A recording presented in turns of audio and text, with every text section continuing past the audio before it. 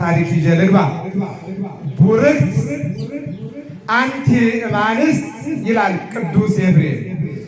ከሴቶች ተለይተች አንቺ የተባረክሽ ነሽ ይላል። ሉቃስ ወንጌላዊ ደግሞ የቅዱስ ገብርኤልን ቃል ይዞ ጸጋን የተመላሽ ወይ ደስ ይበልሽ ይላል።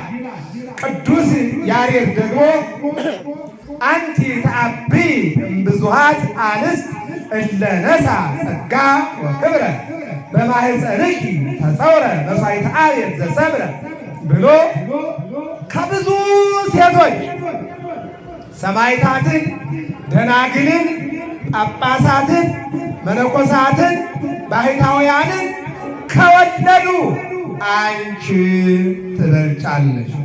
እነሱ ሰዎችን ነው የወለዱት።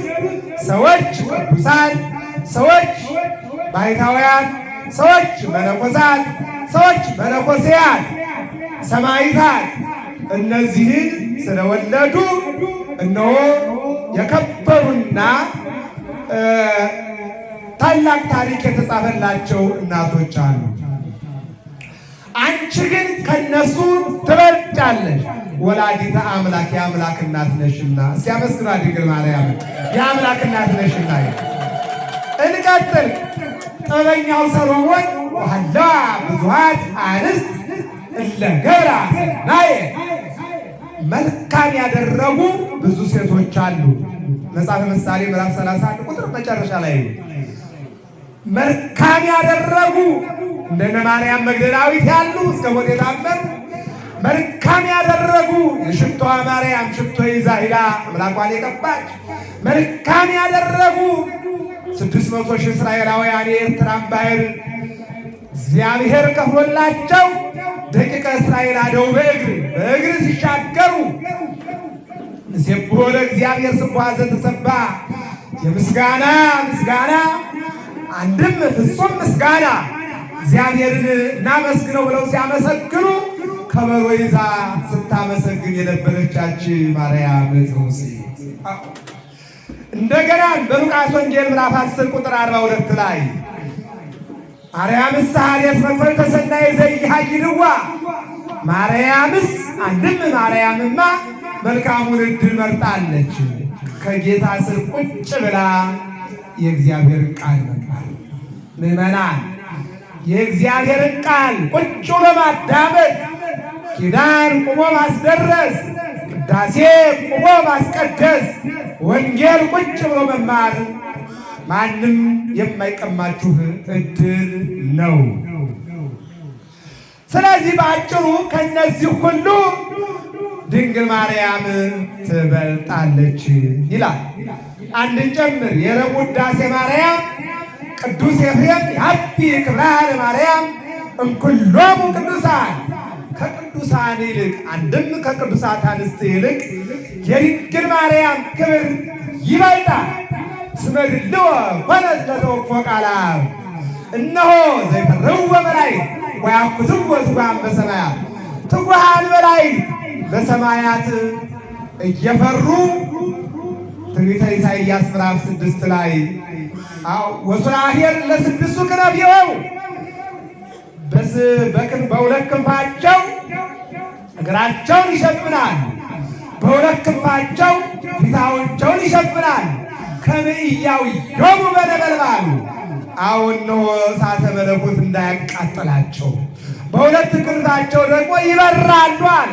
6 ክንፍ ያላቸው እነዚህ ሁሉ ትጉሃን መላእክት እየፈሩ እየተንቀጠቀጡ የሚያመሰግኑትን ከሦስቱ አካል አንዱ አካል ወልድ ኢየሱስ ክርስቶስን ለመጽነስና ለመውለድ ከእግዚአብሔር ተመርጠሻልና ተፈቅዶልሻልና አንድም ተፈቅዶላታልና ተፈቅዶላታልና ስለዚህ እመቤታችን ድንግል ማርያም ከቅዱሳን ትበልጣለች። እስኪ አመስግኗት ድንግል ማርያምን ትበልጣለች። ማን ፈጠራችሁ ስንባል ሥላሴ ስንት ናቸው ስንባል አንድም ሦስትም ናቸው። አንድነታቸው ሦስትነታቸው እነሆ በመለኮት በአገዛዝ በስልጣን በሕልውና አንድነታቸውን ምስጢረ ሥላሴ ብለን ስንነጋገር በአካል አብ ወልድ መንፈስ ቅዱስ ብለን ሦስትነታቸውን ስንገልጥ እንዲሁም አብ ወላዲ ወልድ ተወላዲ መንፈስ ቅዱስ ሰራጺ ብለን እነሆ የአብ ግብሩ መውለድ፣ የወልድ ግብሩ መወለድ፣ የመንፈስ ቅዱስ ግብሩ መስረጽ መሆኑን ስንነጋገር ወልድ ለአብና ለመንፈስ ቅዱስ ቃላቸው ነው። መንፈስ ቅዱስ ለአብና ለወልድ እስትንፋሳቸው ነው። አብ ደግሞ ወልድ ለወልድ ወላዲ ለመንፈስ ቅዱስ ደግሞ አስራጺ ብለን እነጋገራለን። እንዲሁም እነሆ የአንድነት አንድነታቸውን ስንነጋገር አብ ወልድ መንፈስ ቅዱስ ወልድ መንፈስ ቅዱስ እንዲሁም አብ መንፈስ ቅዱስ ወልድ ብለን የምንነጋገረው ምስጢረ ሥላሴ ነው። ስለዚህ ከሥላሴ ከሦስቱ አንዱ አካል ወልድ ኢየሱስ ክርስቶስ ኢሐሰሰ እመ በሰማያት ወኢረከበ አብ በዲበ ምድር ቅድመ ዓለም እናት ያልሻው ድኅረ ዓለም ደግሞ አባት ያላስፈለገው ቅድመ ዓለም ከአብ ወልደ አብ የተባለ ድኅረ ዓለም ደግሞ ከድንግል ማርያም ወልደ ማርያም የተባለ። ስለዚህ በማቴዎስ ወንጌል ምዕራፍ 28 ቁጥር 18 ላይ እናንተስ ወደ ዓለም ሂዱና በአብ በወልድ በመንፈስ ቅዱስ ስም አጥምቁ ብሎ አንድነቱን ሦስትነቱን የሥላሴን ሦስትነት ነግሮናል ሐዋርያው ማቴዎስ። በሁለተኛ ቆሮንቶስ 13:14 ላይ የአብ ጸጋ የወልድ ቸርነት የመንፈስ ቅዱስ ኅብረት በመካከላችሁ ይደር ብሎ የሥላሴን ሦስትነት ነግሮናል። አብርሃም ደግሞ በኦሪት ዘፍጥረት ምዕራፍ 18 ላይ አንሳ እዴሁ አንሳ አዕይንቲሁ ወሬ ሰለስተ እዶ ዓይኑን አነሳና በርቀት እነሆ አንድም ሦስትም የሆኑ ሥላሴን አያቸው። አንድ ጊዜ አንድ ጊዜ ሦስት ይሆኑበታል። ወደ እሱ ሲጠጉለት እነሆ ወደ ቤት ግቡልኝ አላቸው። ወደ ቤቱ ገቡለት። ስለ ሦስትነታቸው በአንድ ምጣድ አንድነታቸው አንድ ምጣድ፣ ሦስትነታቸው ሦስት ዳቦ፣ ስለ ሦስትነታቸው ሦስት ዳቦ፣ ስለ አንድነታቸው አንድ ሞሰብ፣ ስለ አንድነታቸው አንድ ወይፈን፣ ስለ ሦስትነታቸው ሦስት ዳቦ አቅርቦ የሥላሴን አንድነትና ሦስትነት በቤቱ አይቷል አብርሃም። በእኔም በእናንተም ሕይወት የሥላሴ ሦስትነት ሁልጊዜ ለዘላለም ይኖራልና አንድነት ሦስትነት በእኛም ተጠብቆ እንዲኖር የእግዚአብሔር አምላካችን መልካም ፈቃዱ ይሁን።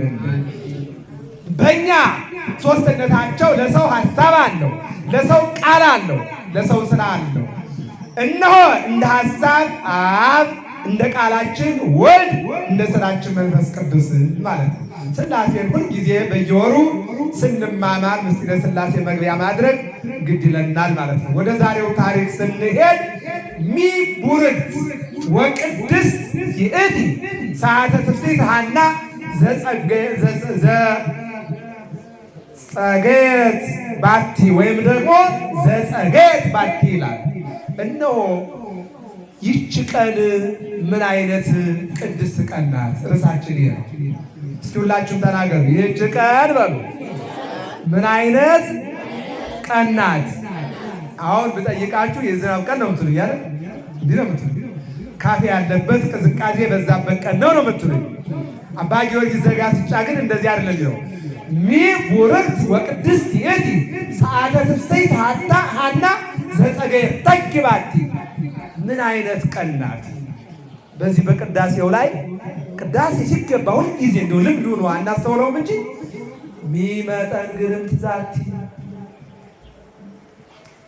ካህኑ ገባሬ ሰናዩ ካህን ይህች ቀን ምን የምታስፈራ ናት? መንፈስ ቅዱስ የሚወርድባት። ወደ ቅዳሴው ስነድ ልናስቀድስ ዘላለማዊ የሆነውን ሥጋ መለኮት ደመ መለኮት እንቀበል ዘንድ ወደ ቅዳሴ ስንገባ ማስፈራራት አለ። ለቅዳሴው ምን ያክል ክብር እንዲኖረን አዎ የቻልን ቀጥ ብለን ስገዱ በሚባልበት ሰዓት ሰግደን፣ ተቀመጡ በሚባልበት ሰዓት ተቀምጠን፣ ቁሙ በሚባልበት ሰዓት ተቁመን አዎ በፍርሃት እንድናስቀድስ አዋጅ ነው። ሚመጠን ግርምት ዛቲ አዎ ይህቺ ሰዓት ይህቺ ጊዜ እንዴት የምታስፈራናት፣ እንዴት የምታስጨንቅናት መንፈስ ቅዱስ አዎ የሚወርድባት ይላል።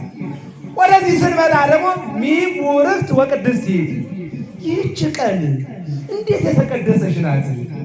ይህች ቀን እንዴት ቡርክት ናት! ምን አየህ እንዳትሉ እንቆቅልሽ ስትባሉ ምን አውቅልህ ነው የምትባለው? እንደዚያ ነው የሚባለው አይደል? አዎ እንኳን ደስ አለን የምስራች ስንባል የራሱ መልስ አለው። ሚቡርክት ወቅድስት ይህች ቀን እንዴት ቡርክት ናት! እንዴት ቅድስት ናት! እንዴ እናቶች ቡሩክ ናት ለመባለት እኮ ለመባል ጥሩ ጸባይ ያስፈልጋል። የምትዘክር እናት መሆን ያስፈልጋል። የምትራራ እናት መሆን ያስፈልጋል። ለሃይማኖቷ ታማኝ፣ ለትዳሯ ታማኝ፣ ለልጆቿ ታማኝ የምትዘክር የቆሎ ተማሪ በር ላይ ቆሞ ተመለስ ማትል እንጀራ ብትችል ቆርሳ ሰጣ፣ ባትችል ደግሞ ብር ሰጣ፣ ባትችል ደግሞ እግዚአብሔር እስቲ የምትል እናት መሆን አለባት። እኔ ከክቡር አስተዳዳሪው ጀምሮ እዚያው ደብረት ያሉት በሙሉ ቆሎ ተማሪዎች ናቸውና አንድ የቆሎ ትምህርት ቤት ትዝ የሚለኝ ነገር አለ። እናቶቻችን አሁን እንደዚህ ክረምት ሲሆን ቶሎ ምጣድ አይሰማላቸው። በእንተ ስማ ለማርያም ብሎ የቆሎ ተማሪ ሲቆም በር ላይ የለኝም ማለት አይሆንም። የለኝም ማለት አይሆንም። ምን ይላሉ? ተሜ ትንሽ ዘወር ወር ብለናል። ምን እስከሚል ማለት ነው? ምጣዱ እስከሚል እንጀራ እስከሚወጣ ነው። የለኝም ማለት ስለማይወዱ ትንሽ ዘወር ወር ብለና እንጀራ እስከማወጣ ማለታቸው። አያችሁ፣ እነዚህ ናቸው ቅድስት ቡርክት የሚባሉት። ቡርክት እናት እኔ ሀገሩ መጥራት ስለማያስፈልግ አንድ ቀን የቤት የነበርኩበት ሀገር 4 ዓመት 40 እንጀራ የማይቆርሱ እናቶች አሉ። 50 ቤት ቁራሽ ከመዞር ከአንዷ ቤት እናት አንድ እንጀራ ማግኘት ቀላል ነገር አይደለም። እየሰማችሁ ነው። የክርስቶስ ገላ ተቆርሶልኛል የኔ እንጀራ ቆርስም ይሁን እናቶች አቃል። ቡርክት ማለት እነዚህ ናቸው። ቅድስት ማለት እነዚህ ናቸው። የወደቀ ሳይሆን የሚያዝኑ አሁን ይህ ህንፃ እንደምታዩት እንደዚህ አምሮ ተውቧል እና ይሄ ቶሎ ብሎ መልበስ አለበት ብለው የሚያዙ የሚራሩ፣ የታሰሩት እንዲፈቱ፣ የወደቁት እንዲነሱ፣ የራቁት እንዲቀርቡ አዎ የሚራሩ ማለት ነው። ቡርክት ማለት ነው። ከሊት እኮ ቡርክት ናት። ዘክራ ታበላለች፣ ቆርሳ ትሰጣለች፣ ቀዳ ታለብሳለች፣ ትራራለች። እንዲህ ነው ሚቡርክት አው ቀኗ ናት። ይህችን ቀን ቅዱስ ዳዊትም እንዲህ ይላል። አዎ በመዝሙር 118 ላይ እንዲህ ይላል፣ ይህች ዕለት አለ የእግዚአብሔር ዕለት ናት። ሌላው የእግዚአብሔር አይደለም ማለት አይደለም። አዎ ዛቲ ዕለት እንተ ገብረ እግዚአብሔር፣ ይህን ሰማይ ከላይ የዘረጋበት ዕለት፣ ይህንን መሬት በውሃ የመሰረተበት ዕለት። አዎ ይህ ዕለት ይህና ለተሰንበት እሑድን ያመጣል። ይህች ዕለት አለ ሰማይ ከላይ የተዘረጋባት መሬት በውሃ ጀርባ የተመሰረተባት ዕለት። ይህች ዕለት አዎ እግዚአብሔር የሰራት ቀን ይልና ይህች ዕለት ዓለምን ለማዳን መድኃኔዓለም ከድንግል ማርያም የተጸነሰባት ዕለት ይልና ይቀጥላል። ይህች ዕለት አይሁድ ሙቶ ተቀብሮ አፈር ሆኖ ይቀራል ሲሉ በሦስተኛው ቀን መድኃኔዓለም የተነሳባት ዕለት ሲያመስሉት መድኃኔዓለም ይህች ቀን አለ እግዚአብሔር የሰራት ቀን አለ። አባ ጽጌ ድንግል ደግሞ ምን አለ? ይህች ቀን ምን አይነት የተቀደሰች ቀን ናት! ምን አይነት ቡርክት ናት አለ። ምንድነው አላችሁት? የድሃዎችን እንባ የታበሰበት ቀን፣ የተጨነቁ ሰዎች ጭንቀታቸው የተወገደበት ቀን፣ የጠየቁ ሰዎች ጥያቄያቸው የተመለሰበት ቀን፣ ያዘኑ ሰዎች ሐዘናቸው ወደ ደስታ የተቀየረበት ቀን፣ የተረሱ ሰዎች የከበሩበት ቀን፣ ተስፋ የቆረጡ ሰዎች ተስፋቸው የለመለመበት ቀን ይህች ቀን ምን አይነት ቅድስት ቀን ናት! ይህች ቀን ምን አይነት ብሩክት ቀን ናት!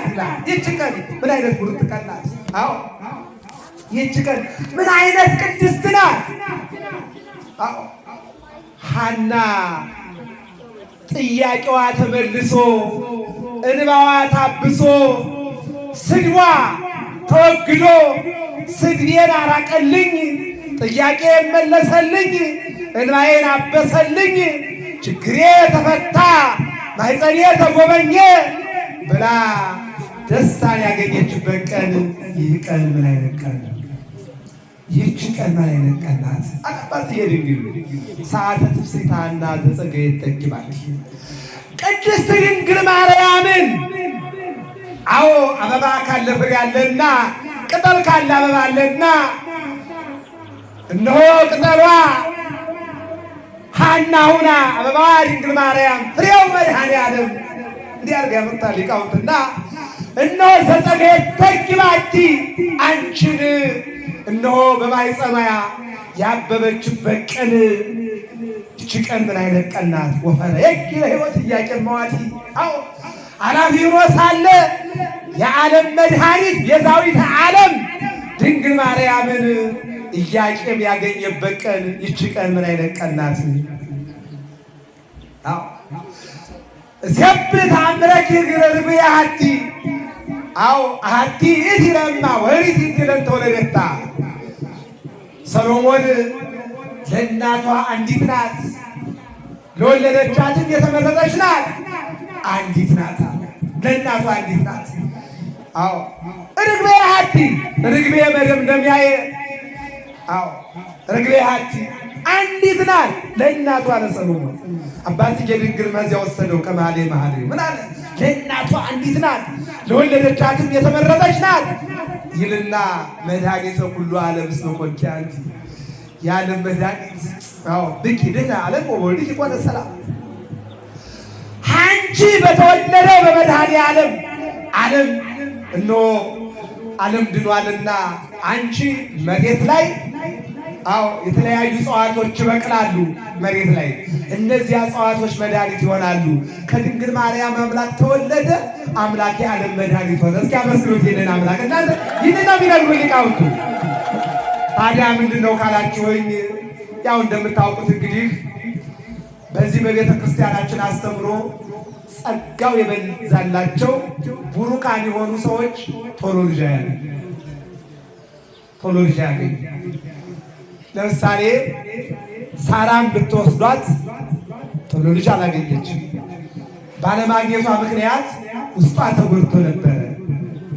ቢዘገይም እግዚአብሔርን የሚቀድም ልጅ ስለሌለ እግዚአብሔርን የሚቀድም የለም።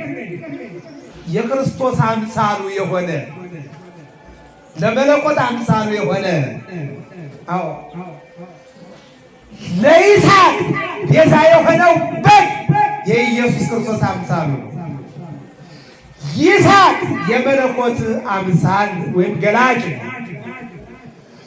በመለኮት ላይ ሚስማር እንዳላረፈ ጦርም እንዳልተወረወረ በይስሐቅ ላይም ቢላ አልቆረጠውም፣ አልሰየፈውም። በጉ እንደተሰዋ ኢየሱስ ክርስቶስ በቀራንዮ በመስቀል ላይ በጦር ተወግቷል፣ በአምስት ምስማር ተቸንክሯል። ከረፈደ በኋላ የተወለደው ልጅ ክርስቶስን አሳይቷቸዋል። እንዲሁም ደግሞ ራሔል ያዕቆብ 14 ዓመት የተገዛላት ሳይወድ ያገባት ልያ ወልዳ የልያ ሰራተኛ ወልዳ የራሔልም ሰራተኛ ሶስቱ ሴቶች በአንድ ቤት ወልደው በልጆቻቸው እየተጽናኑ 14 ዓመት በግ የጠበቀባት ያቺ ራሔል ብዙ መስዋዕት የከፈለባት ልጅ አጣች። ኦሪት ዘፍጥረት ምዕራፍ 31 ላይ አንተ ያዕቆብ አለችው። አቤት አላት። ልጅ ስጠኝ ያለበለዚያ ግን እሞትብሃለሁ አለችው። ያው ወንድ ቢሆን እንዴ ምን አገባኝ አይደለ አሁን ቢሆን ምን አገባኝ እንግዲህ ተሞት እንደዚያ ነው። ያዕቆብ ግን እንደዚያ አላለ። መጽሐፍ ቅዱስ ነው የሚናገረው። አንተ ያዕቆብ ልጅ ስጠኝ ያለበለዚያ እሞትብሃለሁ አለ። ቆይ አለ። በነገራችን ላይ ብዙ ነገሮችን እያስጣለ መጥቷል። የሆነ ነገር ታመልክ ነበር፣ ጥሩ ያለው ነገር ቀስ አድርጎ አስተምሮ መክሮ ያንን ማስተሮ ድክመቷን እያስወገደ እውነተኛ ባል እንደዚህ ነው። ይሄ እንቅፋት አለብሽ፣ ይሄ ድካም አለብሽ ብሎ ወቅቱና ሰዓቱ ምክንያት ፈልጎ ይፈታ ነበር በዛን ጊዜ። እሱ ግን አላደረገውም። ተይ ንግግር ምረጪ፣ እኔ እግዚአብሔር አይደለሁም፣ እኔ ያዕቆብ ነኝ። ያዕቆብና እግዚአብሔር ነው እንዳታደርጊ። ልጅ የሚሰጥ እግዚአብሔር ነው። እግዚአብሔርን እንለምነው፣ መስዋዕት እናቅርብለት ይሰጠናል። ናሁ ጸጋሁ ለእግዚአብሔር እስቴተ በያለከት ልጆች እግዚአብሔር ስጦታዎች ናቸው፣ የኔ አይደለም። አንቺ እንደምትይው እግዚአብሔር ረስቶሽም አይደለም። አንቺ እንደምትይው ያንቺ ማይጠንም ስለማይሸከም አይደለም። ነገር ግን ቀኑ ስላልደረሰ ነው። እግዚአብሔርን ጠይቀዋል። በሱ ጥንካሬ የእሷ ድክመት ተወግዶ አያችሁ ወጡና መስዋዕት ሰውተው እግዚአብሔርን ለመኑ። ዘምስለ ዮሴፍ ተሰይጠ የክርስቶስ ምሳሌው የሆነ ዮሴፍ የተባለ ልጅ ወለዱ። 30 ብር ተሸጠ። ኢየሱስ ክርስቶስም 30 ብር ተሸጠ። በወንድሞቹ ታሰረ። ኢየሱስ ክርስቶስም በሐና በቀያፋ በራሱ ካህናት ታሰረ። በወንድሞቹ ወደ ገደል ተወረወረ። ዮሴፍ ኢየሱስ ክርስቶስም ፈጣሪ በፍጡሩ እጅና እግሩ በገመድ ታሰረ፣ በሚስማር ተቸነከረ። አያችሁ ይህን ቆንጆ ልጅ ወለደች። ሐናም ሳሙኤል ምድር ብላ በአንድ ቤት በዚያን ወቅት ያገቡ ስለነበረ ጓደኛዋ ወልዳ ልጇን ይዛ እየተጽናናች ሐና ባዶ ሆነች። ወደ ቤተ መቅደስ ሄደችና ኤሊ ካህኑ ባለበት ምድር ብላ ለቀሰች። እኔን ምን ብለህ ነው የተውከኝ? ለምን አታስበኝ ብላ ስታለቅስ ካህኑ ኤሊ አላወቀም ነበርና በጧቱ ሰክረሽ መጥተሽ ነው እዚህ እንደዚህ ምትሆኝ የሚል ነገር ይናገራታል። እናንተ ብትሆኑ ኑሮ ስብከተ ወንጌሉ እንዲያደርግ አለኝ፣ አለቃው እንዲያለኝ፣ ጻፊው እንዲያለኝ ብላችሁ አኩርፋችሁ ሌላ ቤተክርስቲያን ታደርጋላችሁ። እሷ ግን እንደዚህ አላደረገች። ወደ ካህኑ ጠጋለችና አባቴ እኔ መጠጥ የሚባል ነገር አልጠጣም፣ እንኳን እኔ ቀርና የማልጠጣው የሚጠጡት እንኳን ጧት ጠጥተው አይሰክሩም፣ ነውር ነው። እኔ ደግሞ ልጅ ማጣት ያሰከረኝ የጎዳኝ ያሳዘነኝ ልጅ ደግሞ የሚሰጥ እግዚአብሔር ስለሆነ እሱን ሕፃን ልጅ እናቱን የሚያሸንፈው በእንባ ነውና እኔም እግዚአብሔር የማሸንፈው አልቅሼ በእንባ ነው ብዬ የመጣው ሴት ነኝ ብላ የካህኑን አነጋገር አስቀየረችው። እና ሙነሽ ነው ልጅ አጥቼ እናስ እየለመንኩት ነው። እግዚአብሔር ይስማሽ። እስኪ ተናገሩ፣ እግዚአብሔር ይስማሽ ይናላል ካህኑ። የሚገርመው ነገር እግዚአብሔር ይስማሽ ሲል ካህኑ ወዲያውኑ የእግዚአብሔር ፈቃድ ሆነና ጸንሳ ወለደች። ስሙን ማን አለችው? ሳሙኤል። ወሰማኒ ቃለ ስለቴ እግዚአብሔር የልመናዬን ድምፅ ሰምቶኛልና ሳሙኤል ብየዋለሁ አለች። ወደ ኤልሳቤጥ እንምጣ። ሉቃስ 1 ላይ ከቁጥር 6 ተመለከቱ። ወአሐዱ ብእሲ ዘስሙ ዘካርያስ ወብእሲቱ ኤልሳቤጥ፣ እነሆ ዘካርያስ የሚባል ካህን አለ ይላል። የእሱ የማጠን የማገልገል ሰዓቱ ደረሰና ወደ ቤተ መቅደስ ገብቶ ዕጣኑን ጽናው ላይ አድርጎ ጸሎተ ዕጣን እየደገመ ማዕጠንት እያቀረበ ሕዝቡን እያጽናና ባለበት ሰዓት ላይ የእግዚአብሔር መልአክ ቅዱስ ገብርኤል መጣና በቀኝ በኩል ቆመ። ፈራና ደነገጠ። ቅዱስ ገብርኤል ግን አትፍራ፣ አትደንግጥ፣ ይልቁንም ደስ ይበልህ፣ በኤልሳቤጥ ላይ ባለቤቷ ካህኑ እውነተኛ ካህን ቢሆን ኑሮ ለምን ጸሎቱን እግዚአብሔር ሰምቶ ሚስቱ ልጅ እንድትወልድ አላደረገም? እሷስ ጧት ነጠላ ነጥቃ ማታ ጋቢ ለብሳ ከቤተ ክርስቲያን አጠፋም። ውስጧ ተንኮለኛ ብትሆን እንጂ ደግማ ብትሆን እንደምልሷ አባቢ ወልድ ልጅ እግዚአብሔር ለምን አልሰጣትም እያሉ ሰዎች መቼም አሁን እንደምናውቀው ብዙ ይላሉና አሏት። እንደው መጽሐፍ ቅዱስ ምን ይላል? ነቀፌታ አስቀመጡባት ነው፣ ነቀፏት ነው። የሚስትህ ነቀፌታ ተወግዶ የብሉይ ኪዳን መሸጋገሪያ የአዲስ ኪዳን መጀመሪያ አንድ ሲሆን ሰባት ልጅ ትወልዳለች። የሐና ልጅ እስመ መካን ወለደት ሰባተ፣ መካኗ ሰባት ወለደች የተባለው ሐና 5 ልጆች ወልዳለች። ቤተ መንግስቱና ቤተ ክህነቱን ሳሙኤል ስለያዘ እንደ 2 ተቆጥሮ 7 ተብሎላታል። አንድ ያጣችው 7። እስኪ አመስግኑት እግዚአብሔርና አንድ ያለቀሰችው 7 ልጅ ተብሎ ተቆጠረላት። የሁለት ሰው ግምት። ኤልሳቤጥ ደግሞ አንድ አጣች የተባለችው ደግሞ አንድ ሲሆን 7 ጸጋ ያለው ልጅ። ያው ዘካርያስ ተከራከረ፣ ባጭሩ ግን ሕፃኑ ተወለደ። ወደ መጨረሻው እንምጣ። ተክታ በጥሪቃ የሚባሉ በጣም ባለጸጎች ነበሩ። ኦሪት ዘፍጥረት ምዕራፍ 15 ቁጥር 2 ላይ አብርሃም ከዕለታት በአንድ ቀን ወደ ሰማይ ቀና አለና እግዚአብሔር ወይ ይህን ሁሉ ሀብት ሰጠኸኛል፣ ምን ላድርገው ነው? ልጅ አለኝ፣ ባይት ለሚወርሰው ይህን ሁሉ ለምን አሸከምከኝ አለ። ሰው እኮ አስቸጋሪ ነው፣ ሲያጣም አስቸጋሪ ነው፣ ሲበዛም አስቸጋሪ ነው። እየሰማችሁ ማለት ነው። ይህ ሁሉ ምን ላደርገው ነው?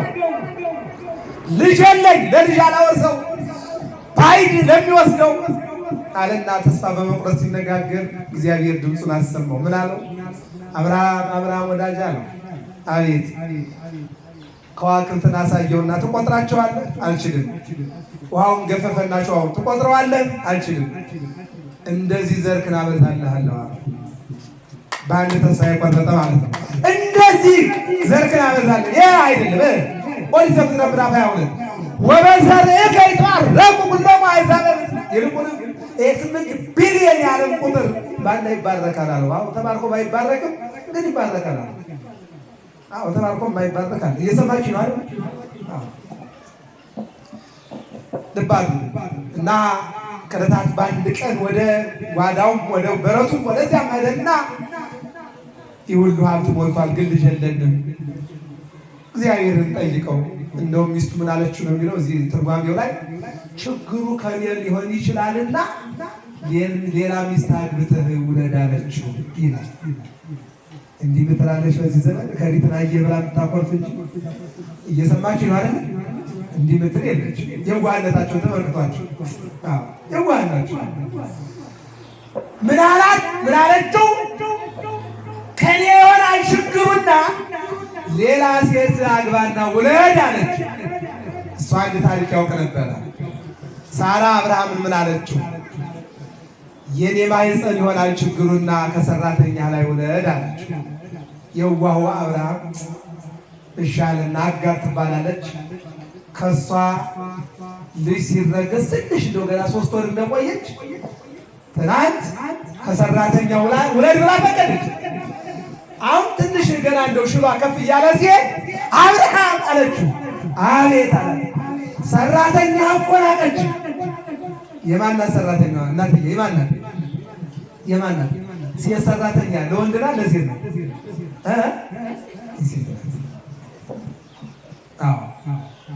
ወንድ ብቻውን ከሆነ ይወንጨል። በባልና ሚስት ውስጥ የሴት ሰራተኛ ለሴት፣ የወንድ ደግሞ ለወንድ ነው። ያው በነበረው ስል ማለት ነው። አሁን ላይ ያለው አሁን ባለው አይደለም። አሁን እኩል ለእኩል እና ሰራተኛ አቃለለችኝ፣ ናቀች አለችው። አብርሃም ደግ አለ። ሰራተኛሽ በእጅሽ ናት አለ። ምን አለ? ማኖርም ማባረርም ትችላለሽ። ሰራተኛ ላንቺ እንጂ ለኔ አይደለች። የኔ ከሆነ እንጨት የሚፈልጠው ድንጋይ የሚፈልጠው እርሻ የሚያርሰው ያ ገበሬው ነው። እዚህ 12 ገበሬ ያለኝ ይቺ ሰራተኛ ግን ያቺ ናት። ከፈለግሽ ታግዝሽ አኑሪያት፣ ካልፈለግሽ አባሪያት፣ ወዲያው ውጭልኝ አለች። ይህንን ማን አወቀ? እዚህ ጋር ነው። ከሰጠን እግዚአብሔር ይስጠን፣ መስዋዕት አቅርበን እንጠይቀው እንጂ በአንቺ ላይ ሌላ አልፈልግም።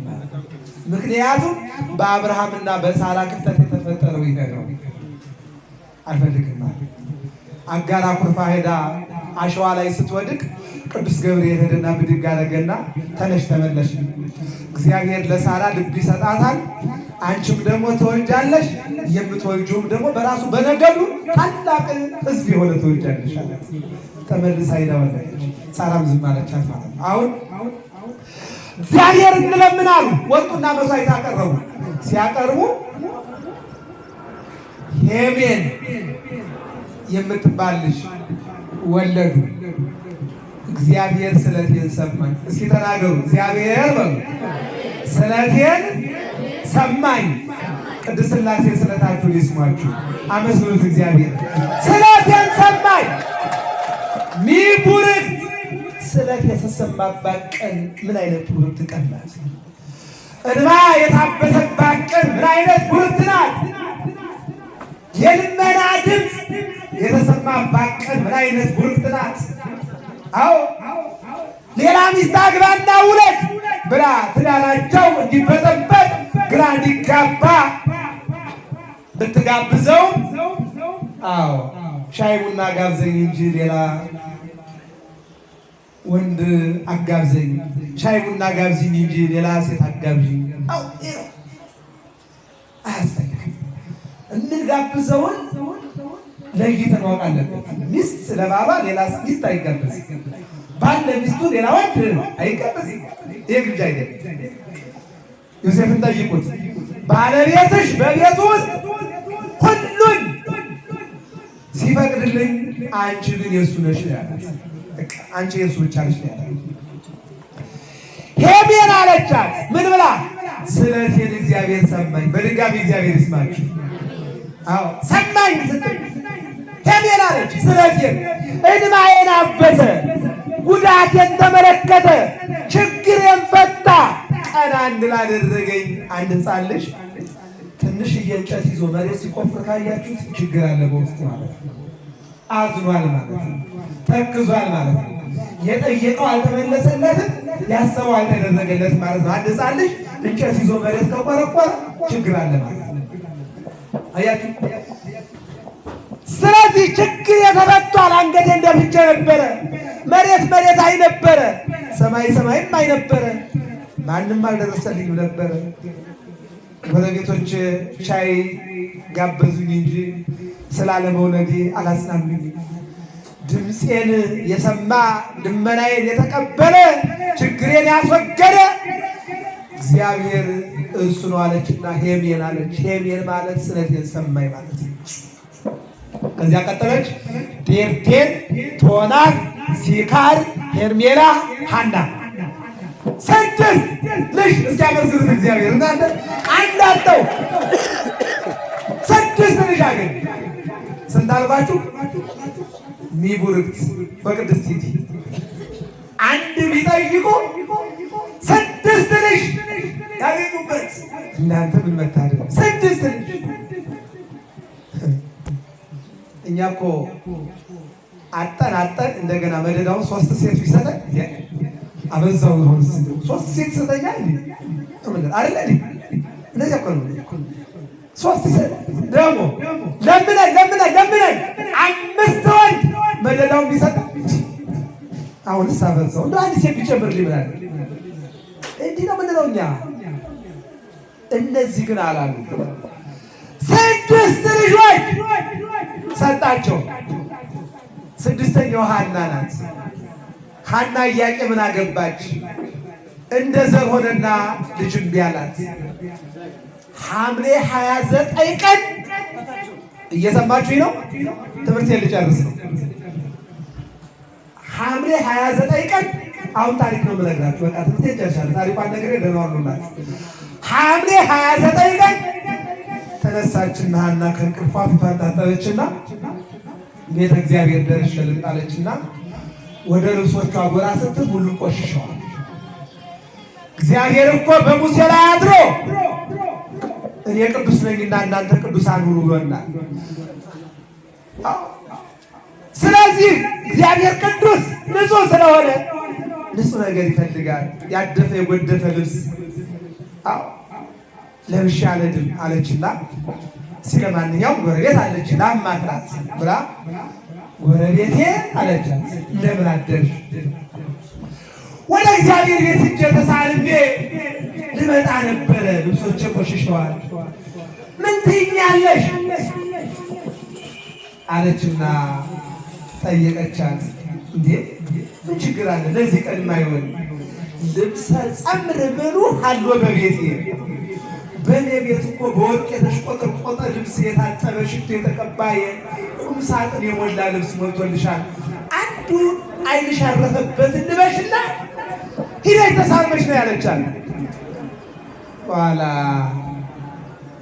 ሴተኛ አዳሪ ነገር ናት ያቺ ጎረቤቷና ያንቺን ልብስ ለብሼ ስሄድማ አንቺን አድርገው ይስሉኛል። እየሰማችሁ ነው አይደል? አንቺን አድርገው ይስሉኛል። ምክንያቱም እንደምታውቁት በዚያ ውስጥ የሚኖሩ ሴቶች ወንዶችን የሚያባብሉበት የሚያቀርቡበት ፊታቸው የሚፈካበት ሰውነታቸው ደስታን የሚበላ ልብስ ለብሰው በወንዶች ፊት ሲገኙ ወንዶች ደግሞ ባለሟልነትን ይሰጧቸዋልና ያ ልብስ ነው ማለት ነው። በእኛ ዘመንም እንደዚህ ያለ እንደምታዩ ሰዎች በእንዲህ አይነት አሁን እንጀራ በብዙ አይነት መልኩ ይበላልና በዚህ አይነት ኑሯቸውን ይገፋል። በየሆቴሉ በየመናፈሻው በእንዲህ አይነት መልኩ ኑሯቸውን የሚኖሩ ሕይወታቸውን የሚኖሩ ቤተሰቦቻቸውን ሁሉ የሚረዱ አሉ። በእንዲህ አይነት ኑሮ ማለት ነው እና ይህ ስትላት ነገሩን በበጎ ነገር አልተመለከተችውም። እኔ እኮ አለች ሐናን እግዚአብሔር ለአንዳንዱ መንታ ለአንዳንዱ ብዙ ልጅ ሰጠዋል። ለምን እንደው አንድ እንኳን ነሳት የማይጸና ፍሬ ይህ መጀመሪያ ልጅ እንኳን ቢሰጥ ምን አለበት እያልኩኝ እሳልልሽ እናመኝልሽ ነበረ። እንደ እንጨት አድርቆ እንደ በቅሎ አቁሞ ያስቀረሽ ለካም ክፋትሽ ነው አለችና የደረቀ ንግግር፣ የሚያደርቅ ንግግር፣ አይምሮን የሚጎዳ ሕሊናን የሚሰብር ንግግር ተናገረቻት። አልቀረች ብድግ አለችና ያን ልብስ ለብሳ ወደ ቤተ እግዚአብሔር ሄደች። ተሳልማ ከኢያቄም ጋር አልነገረችው። ጎረቤቴን ያለች ብላ አሁን የኛ ችግር አንተ ዝም ብለህ ጥርስ እየሰጠ ፊት እየሰጠ አሰደብከኝ። በእኛ ዘመን እንዲህ ነው የምትባል። አንተ እኮ ኮስተር ብትል እኔም ባይፈሩኝ ያልተፈታ ያከብሩኝ ነበር። ነገር ግን ያንተ ሞኝነት ጅልነት እኔን አሰደበኝ የሚሉ ሴቶች አሉ።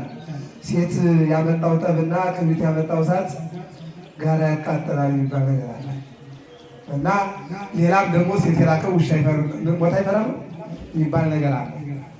አልተናገረች ናልድ ተሰንምጣን ያለች ሄዱ። ተሳልመው ሲመለሱ የወይን አትክልት ቦታ ቁጭ አሉና ሲነጋገሩ አርጋብ ከልጆቻቸው ጋር ሲጫወቱ ታያለች። ጎረቤት ያለች እውነቷን ነው እንዴ? እኔ ወልጄ ከልጆቼ ጋር ብጫወት ማህፀኔን እንደው ብትጎበኘው ምን አለ አለችና እንዋል ጥዝዝ አደረገችው። ማህፀኔን ብትጎበኘው እኔም ከልጆቼ ጋር ብጫወት ይቅር ሁሉ አልወዘ ይሳሩ የሚሳን የለ ሁሉን ትችላለህ። አምላከ ነዳያኖ ተስፋ ከውሳት ተስፋ የቆረጠው ማይፀን የምታለመልም ተስፋ የቆረጠው ደመና በዝናብ የምትመጣ ተስፋ የቆረጠው መሬት በቡቃያ የምትሞላ ተስፋ የቆረጠውን ወንዝ በውሃ የምትሞላ በጎርፍ የምትሞላ አንተ ትችላለህ። ባትችል አልናገርም፣ ግን ስለምችል ምን አለበት እኔ ብትጎበኝ ያለች ይህን አለችና ወደ ቤታቸው ሄደች። መቼ አልኳችሁ? ሐምሌ 29 በበረጋው ስንት ነው የሚሆነው? 30 በ30 ሌሊት እነሆ ህልም አለው። ሐና ለኢያቄም ኢያቄም ለሐና ሕልም አለው። ለመፈክር ሕልም ነው ነገሩ። ሲጠቀለል እኔ የማልችለውና የማልደርስበት ምስጢር አለ እዚህ ውስጥ። ሌላው ግን መልካም ልጅ ትወልዳላችሁ አላቸው። እስኪ ተናገሩ፣ መልካም ልጅ በሉ። ምን ትላላችሁ? ውሃለዋ ብዙ አታርስ። እዚህ ጋር ነው ሰሎሞን የወሰደው መልካም ያደር